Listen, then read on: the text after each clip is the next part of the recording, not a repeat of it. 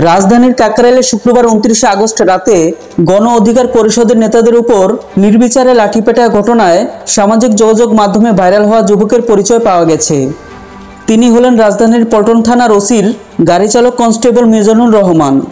শনিবার 30 আগস্ট বিকালে তথ্য নিশ্চিত হয়েছে।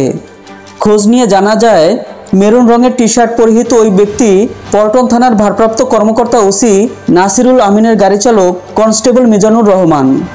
পল্টন থানার একটি সূত্র জানিয়েছে, মিজানুর রহমান নুরুল হক নূরকে আঘাত করেনি, বরং অন্য এক কর্মীর উপর হামলা চালিয়েছেন।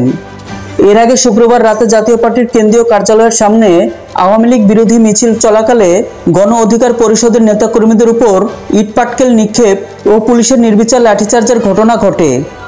এ সময় মারাত্মকভাবে আহত হন গণ অধিকার পরিষদের সভাপতি নুরুল হক নূর।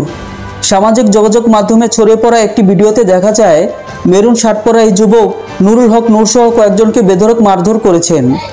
তবে গণ অধিকার পরিষদের সাধারণ সম্পাদক রাশেদ খান দাবি করেছেন, ভিডিওতে যাকে মারধর করা হয়েছে তিনি নূর নন, বরং ছাত্রনেতা সম্রাট।